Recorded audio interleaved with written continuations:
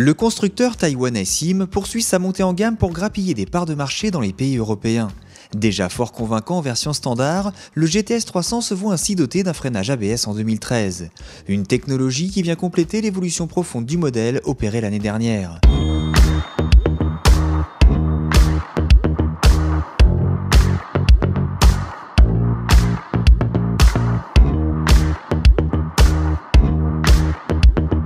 Avec une ligne plus sportive, une partie cycle renforcée et un moteur plus puissant, sans oublier la fameuse garantie constructeur de 3 ans ou 100 000 km, il ne manquait plus qu'un freinage ABS au GTS pour être tout à fait complet.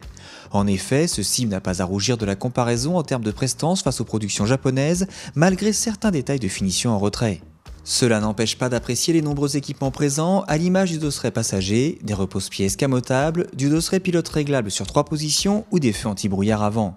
Des anti-brouillards que l'on a tendance à laisser allumer en permanence pour mieux se signaler dans la circulation, même si les deux optiques donnent une intensité suffisante et que l'on dispose par ailleurs de feux de détresse. Notons également la présence de rétroviseurs repliables qui facilitent les remontées de fil et le stationnement.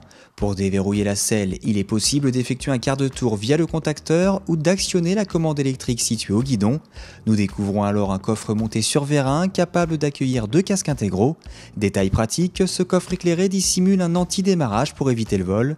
Signalons enfin la présence d'un vide-poche sans serrure, dissimulant prise 12 volts et USB.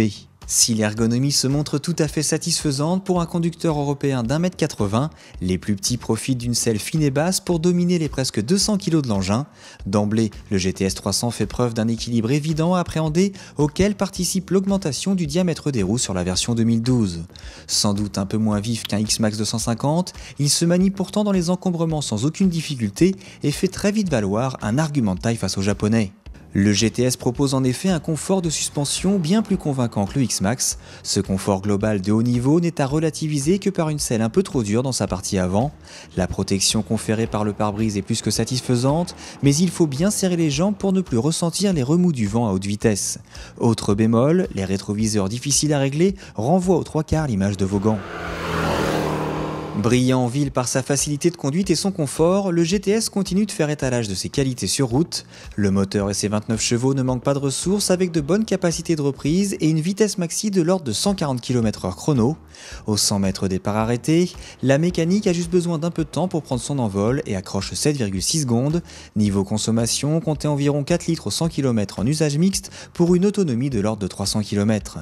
La partie cycle se révèle parfaitement calibrée pour encaisser la puissance du moteur, le guidage du train avant est précis, l'agilité est au rendez-vous dans les petits coins et la stabilité reste sans faille dans les grandes courbes.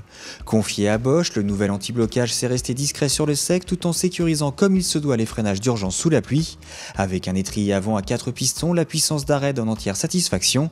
Certains regretteront cependant que le système de couplage avant-arrière au levier gauche du GTS 300 standard soit abandonné.